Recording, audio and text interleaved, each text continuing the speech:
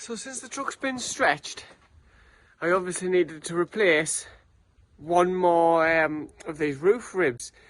I had one that I took down to like an old steel forge place, so they can bend one to the same sort of profile as an existing one.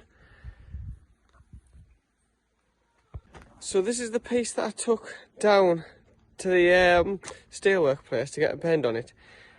Well, a bend on that piece to match. They had a go in their machine, because it's been down there about 2 weeks now, so I chased it up. And they said the machine basically won't do it. They've tried and tried, and they even ended up blowing part of the machine up attempting it, because it is quite thick gauge stuff that we're trying to bend here. You know, that's some decent gauge stuff. Probably 6-7 mil. But basically what was happening, instead of the bar being bending and going straight like that, because of this angle, so it was starting to crease and it was warping out over as well as down over to the side as well, and it just looked rubbish.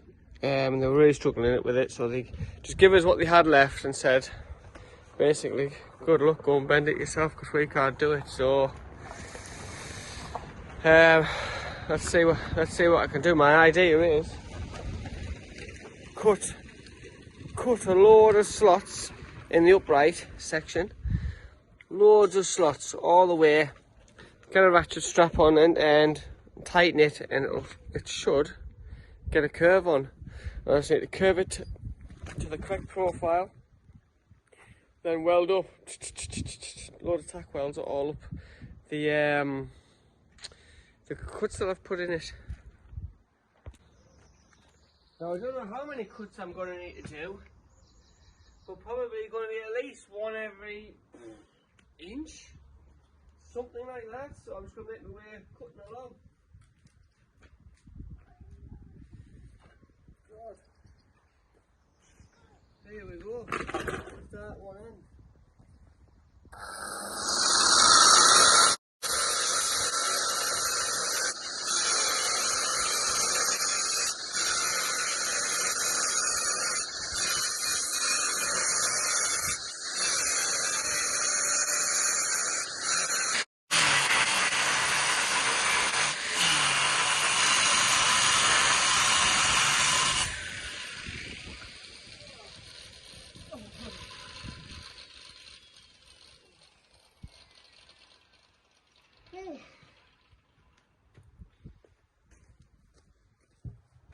Right, so now I have cut a load of slits all the way along it. Yeah, it took a while. All the way along, and now it should be able to bend rather easily, but I've got a sneaky feeling I'm going to need to put like double the amount of cuts in to get as much a bend as that, but let's see. Let's go and test it now, actually.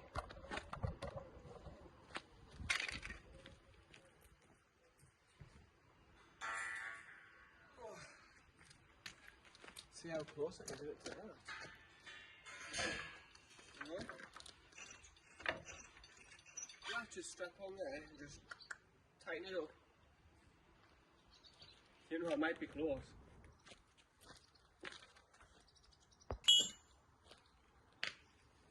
Strap on it.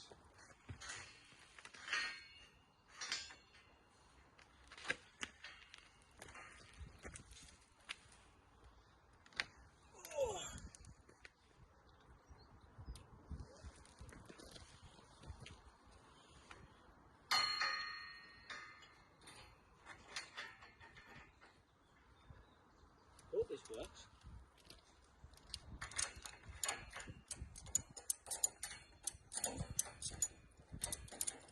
Right. That looks working beautiful. You know what? I am so close.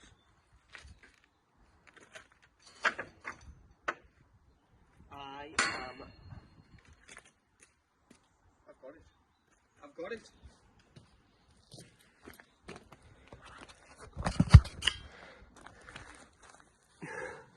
I think I need a little bit more bend on it. A little bit more bend. Let's have a go. Not too much, not too much. I think I need to lay this flat and do it. And get some tack welds on it. Well, here it is, laid on the workshop floor. And it matches pretty well. I'm going to put my foot in here and give it a bit more bendy there. But I am bloody happy with that. Then it's just cut to length. Weld an end cap on. Like this. I need to weld one of these on. Cut this old angle off so I can get the bolt, cut the bolt heads. So I've basically got a copy then. And make a bit of timber to suit. Get chucked on. Nice. So there it is, right. Just needs a little bit of a helping hand. Put my foot in and just pull it around that little bit more.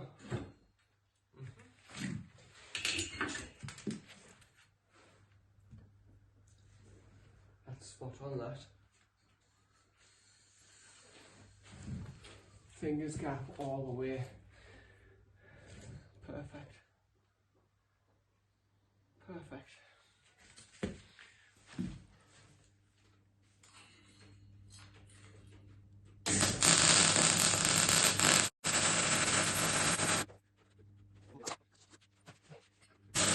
I tell you what, this is a perfect way to get your welding skills up.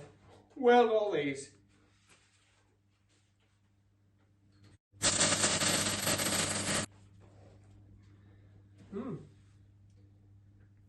Now I've just got to watch, I've got to keep, as I go, just make sure this gap doesn't change all the way along, because as the steel heats up, it's going to want to straighten itself out. Then you'd think when it cools down it will contract, but just something we've got to keep an eye on.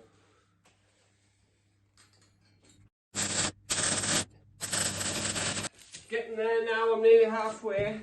I'm just making sure I'm maintaining the same gap all the way. I've had to put a few shims in here, and a bit extra pull, you know, in certain places just to make sure it's perfectly following. Because it was starting to creep, I think, with this sort of growing and shrinking, you know.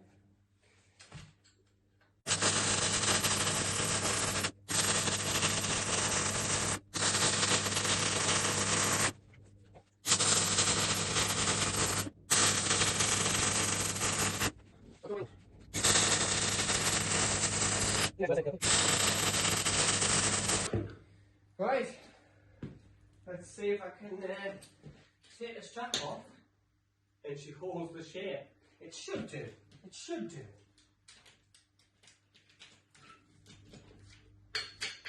Yeah, easy, easy.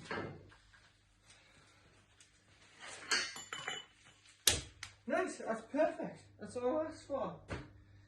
But the company couldn't do it. You know, I said, well, why didn't you just cut a load of slots in it?